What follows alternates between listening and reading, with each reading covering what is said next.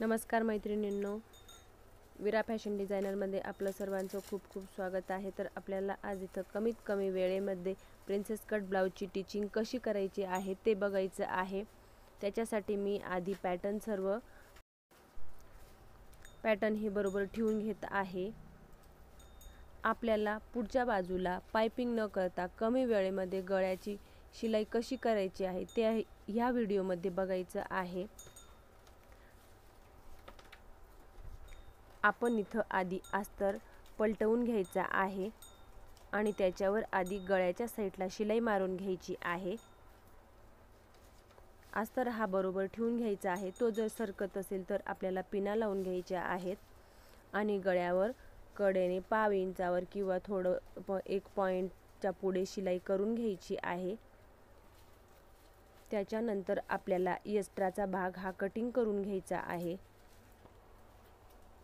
Cutting करून आपल्याला छोटे छोटे कट मारून घ्यायचे आहेत, म्हणजे आपण जेव्हा अस्तर पलटवतो तो छान पद्धतीने पलटवला जातो आणि शिलाई छान अशी बसते।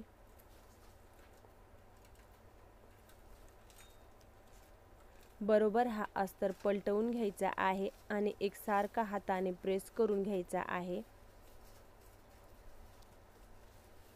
आणि कडेने परत आपल्याला गळ्यावर शिलाई करून घ्यायची आहे। गळ्यावर शिलाई करून झाल्यानंतर पूर्ण पॅटर्नला आपल्याला सर्व बाजूंनी पाव इंचा इतका अंतरावर शिलाई किंवा कडेने शिलाई मारून घ्यायची आहे।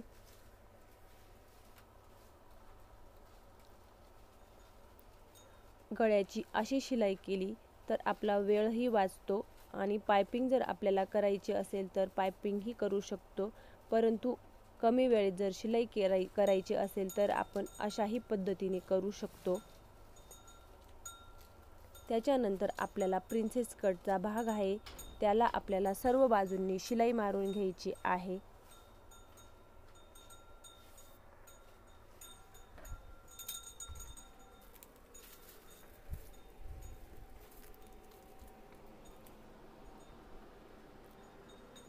मी प्रिन्सेस कटच्या या भागाला सर्व बाजूंनी शिलाई मारून घेतलेली आहे।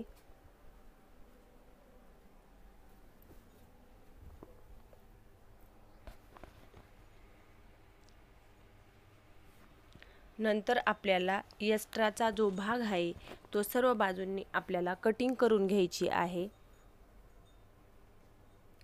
अशाच पद्धतीने आपल्याला दुसऱ्याही बाजूच्या गळ्याला आणि प्रिन्सेस कटचा पॅटर्न आहे त्याला सर्व बाजूंनी शिलाई मारून गळ्याचा भाग हा आतून अस्तर पलटवून शिलाई करून घ्यायची आहे आणि दुसऱ्याही बाजूला आपल्याला अशाच पद्धतीने शिलाई मारून कटिंग करून घ्यायची आहे।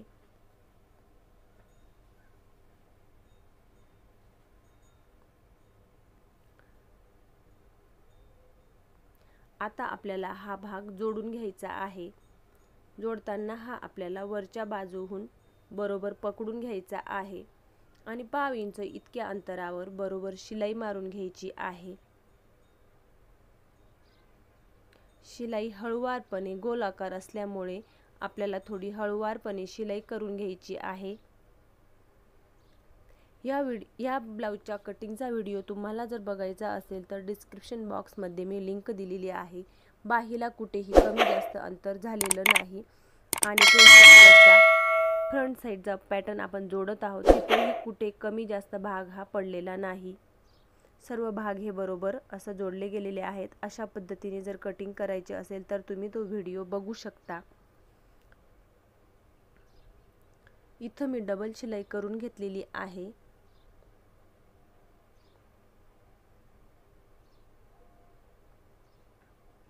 खालच्या साईडला बरोबर दोघंही भाग पुरून गेलेले आहेत, कुठेही कमी जास्त असं झालेले नाहीत।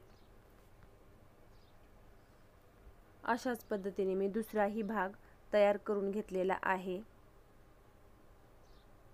ते आपल्याला दोघंही भाग बरोबर ठेवून बघून घ्यायचे आहेत। सारख्या बाजू झालेल्या आहेत किंवा नाही। जर एखादी बाजू कमी जास्त झालेली असेल तर ती कटिंग करून घ्यायची आहे। हा भाग थोडा तिरकस असल्यामुळे मी थोडा कटिंग करून घेतला। त्याच्यानंतर आपल्याला आय हुकच्या पट्ट्या लावून घ्यायच्या आहेत आधी आपल्याला हुकाची पट्टी ही लावून घ्यायची आहे। डाव्या बाजूला आपल्याला हुकाची पट्टी ही जोडायची असते। वरून शिलाई झाल्यानंतर आपल्याला वरून दाब शिलाई देऊन घ्यायची आहे। आपण गळ्याला आधीच शिलाई मारून घेतलेली आहे, त्याच्यामुळे आपण तो भाग बरोबर मध्ये फोल्ड करून घ्यायचा आहे। त्याच्यानंतर पट्टी ही थोडी फोल्ड करून मध्ये फोल्ड करून घ्यायची आहे आणि त्याच्यावरून आपल्याला बरोबर शिलाई करून घ्यायची आहे।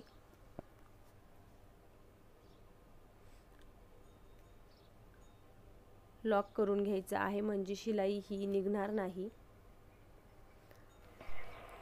आता आपल्याला उजव्या बाजूला आयपट्टी बनवून घ्यायची आहे। ती आपल्याला अस्तरच्या बाजूला ठेवायची असते आणि वरच्या बाजूला मोडून घ्यायची असते। वरच्या बाजूला आपण आधी गळ्याला शिलाई केलेली आहे म्हणून तिथं बरोबर लक्षात ठेवायचं आहे। वरून दाब शिलाई देऊन घ्यायची आहे। आपल्याला साध्या मशीनने आय बनवायचे आहेत। आपण दोऱ्यानेही बनवू शकतो, पण आपल्याला इथं साध्या मशीननेच बनवून घ्यायचे आहेत। आधी आपल्याला इथं खडूने आधी खुणा करून घ्यायच्या आहेत, म्हणजे सारखे अंतर हे तयार झालेले असतात। मोजून आपल्याला किंवा अंदाजाने आपण त्या आधी खुणा करून घ्यायच्या आहेत आणि तिथं आपल्याला आय बनवून घ्यायचे आहेत। हुकाची बाजू ही हुकाची पट्टी ही डाव्या बाजूला येते आणि आय पट्टी ही उजव्या बाजूला येत असते, हे आपण केव्हाही लक्षात ठेवायचं आहे। इथं हळूवारपणे आपल्याला छोटे त्रिकोणी असे बॉक्स बनवून घ्यायचे आहेत। इथं आपल्याला बरोबर त्रिकोणी असे बॉक्स तयार करून घेतलेले आहेत आपण। त्याच्यावर आपल्याला डबल शिलाई करून घ्यायची आहे। मी डबल शिलाई करून घेतलेली आहे। त्याच्यानंतर आपल्याला दोघंही भाग हे आधी जोडून बघायचे आहेत, आयपट्टी आणि हुकपट्टी बरोबर आहेत किंवा नाही। त्याच्यानंतर आपल्याला जर कमी जास्त होत असेल तर कमरेच्या बाजूला कटिंग करून घ्यायची आहे आणि मग आपल्याला खाली कमरपट्टी ही जोडून घ्यायची आहे। कमरपट्टी मी ही बरोबर दाब शिलाई देऊन वरून आपल्याला दोघंही बाजूंनी मी असं कमरपट्टी जोडून घेतलेली आहे।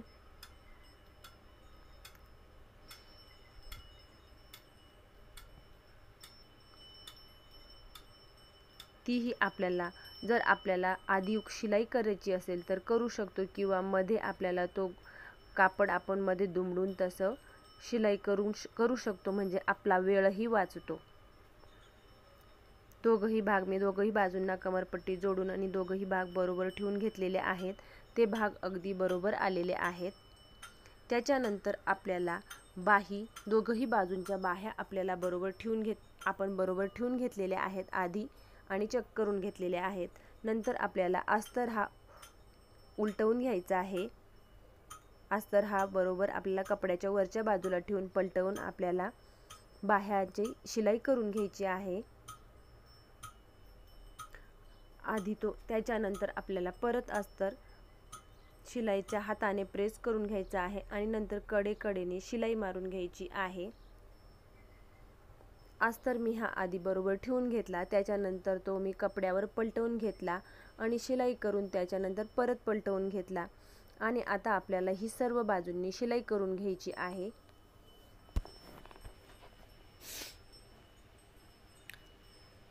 अशाच पद्धतीने आपल्याला दुसऱ्याही बाजूची बाहीची शिलाई करून घ्यायची आहे।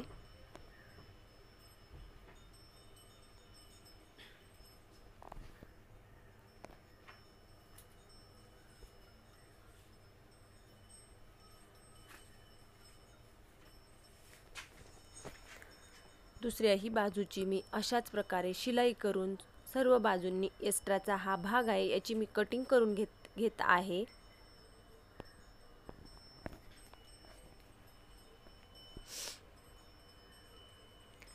दुसऱ्याही बाजूला कटिंग करून झाल्यानंतर आपल्याला दोघं बाह्या आपल्याला बरोबर चेक करून घ्यायच्या आहेत। जर कुठे कपडा किंवा अस्तर हा शिलाई करत असताना कधी कधी खेचला जातो किंवा काही वेळेला कापड हे स्ट्रेचेबल असतात, तर ते कमी जास्त होत असतात, तर आपल्याला चेक करून घ्यायचे आहेत आधी. जर एखादा भाग कमी जास्त होत असेल तर तो आपल्याला आधीच कटिंग करून घ्यायचा आहे. दोघंही बाह्या मी अशाच प्रकारे चेक करून घेत आहे आणि जो भाग थोडा जास्त होत असेल तो आपल्याला कटिंग करून घ्यायचा आहे. तिथं थोडी आपल्याला शिलाई मारून घेतलेली आहे.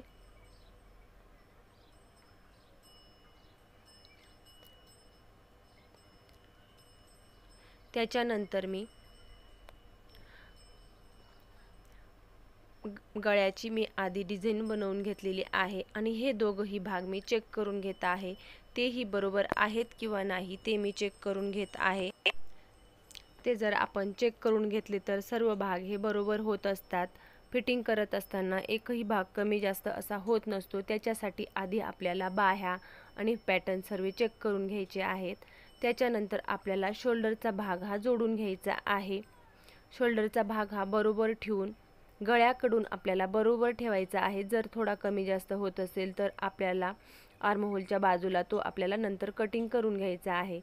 वरती आपल्याला शोल्डरवरती डबल शिलाई करून घ्यायची आहे आणि गळ्याच्या बाजूला लॉक करून घ्यायचा आहे, म्हणजे शिलाई लगेच उसपटली जाणार नाही. त्याच प्रकारे मी दुसऱ्याही बाजूला बरोबर ठेवून तिथं डबल शिलाई करून घेत आहे.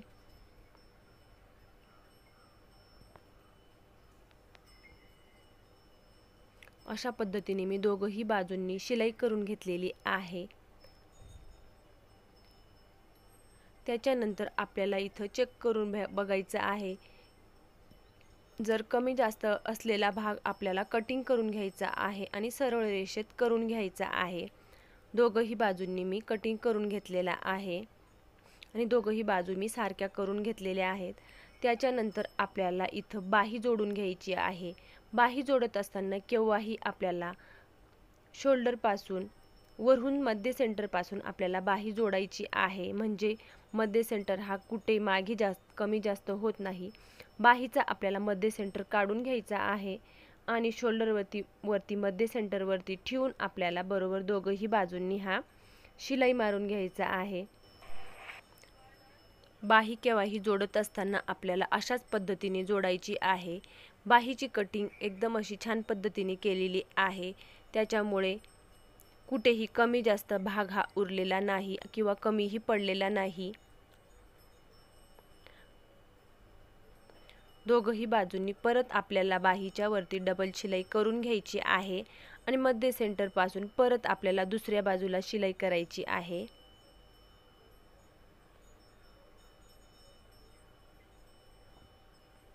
तुम्हाला जर माझा व्हिडिओ आवडला असेल तर लाईक करा, चॅनलवर नवीन असाल तर चॅनलला सबस्क्राईब करा आणि कशी शिलाई केली हे कमेंट्स करून मला नक्की कळवा.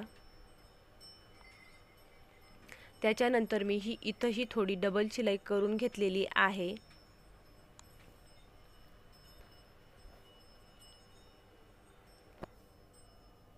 अशाच पद्धतीने मी दुसऱ्याही बाजूची बाही जोडून घेतलेली आहे आणि दोघंही बाजू मी चेक करून घेतलेल्या आहेत. तर सर्व बाजू हे एकदम परफेक्ट अशा आलेल्या आहेत. त्याच्यानंतर मी आधी वरून शिलाई करून घेतलेली आहे. काही वेळेला कपड्याचे दोरे हे अगदी अलगद असल्यामुळे ते वेगवेगळे होत असतात, म्हणून मी आधी वरच्या बाजूनी 5 इंच इतक्या अंतरावर किंवा आपण कडेकडेने शिलाई मारून घेतलेली आहे.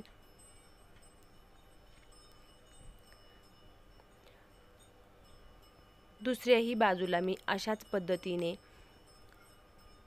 चेक करून घेतलेला आहे. तर बाहीचे दोघंही भाग आणि ब्लाऊजच्या खालच्या पॅटर्नचे दोघंही भाग अगदी छान पद्धतीने परफेक्ट असे आलेले आहेत. त्याच्यानंतर मी इथंही कडेकडेने अशी शिलाई मारून घेत आहे. त्याच्यानंतर आपल्याला ब्लाऊज हे पलटवून घ्यायचं आहे.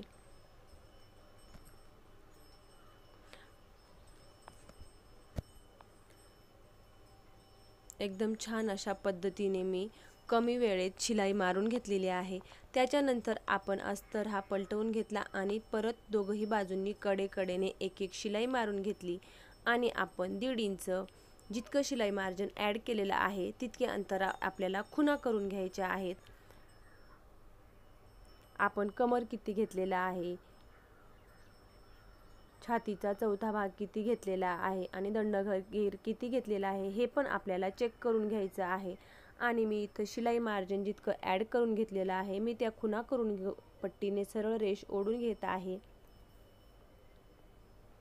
याच पद्धतीने मी दुसऱ्याही बाजूला तसंच चेक करून घेत आहे। मी जितकं शिलाई मार्जिन ॲड केलेलं आहे अशा पद्धतीने आपल्याला जर फिटिंग करायचे असेल तर आपल्याला कटिंगच्या वेळेला हे परफेक्ट असं माप घेता यायला पाहिजे, तरच आपण अशा पद्धतीने फिटिंग करू शकतो। मी परफेक्ट अशा पद्धतीने कटिंग केलेले आहे आणि इतकं शिलाई मार्जिन ॲड केलेलं आहे तितकं मोजून मी तिथं सरळ रेषा ओढून घेत आहे आणि त्याच्यावर मी शिलाई करून घेत आहे। शिलाई झाल्यानंतर आपल्याला परत आपण जे माप मोजून घेतलेलं आहे किंवा दंडघेर किंवा कमर हा भाग आपल्याला परत चेक करून घ्यायचा आहे।